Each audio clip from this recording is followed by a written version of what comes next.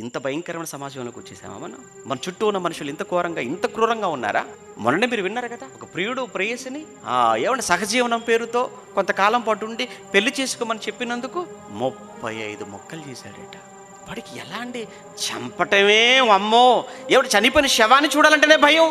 అలాంటిది వాడే కత్తి తీసుకొని ఏమండి ఒక మేకను, ఒక కోడిని ముక్కలుగా నరికినట్టు తన ప్రియురాలని 35 ముక్కలుగా చేసి ఫ్రిడ్జ్లో పెట్టి ఒక్కొక్క రోజు ఒక్కొక్క ముక్కను ఎక్కడెక్కడో విసిరేశాడటండి.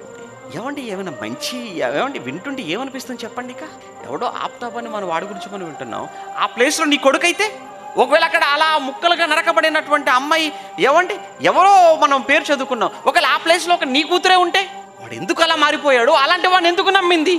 ఇద్దరు దేవుని నమ్మలేదు, ఇద్దరు దేవుని మాటలు నమ్మలేదు, ఇద్దరికి భీతి లేదు, భయం లేదు. కారణం తల్లిగా తండ్రిగా చిన్ననాటి నుంచి వాళ్ళ కలవాడు చేస్తే కదా మంచి నేర్పించి ఉంటే ఈ పరిస్థితి ఉండేది కాదండి.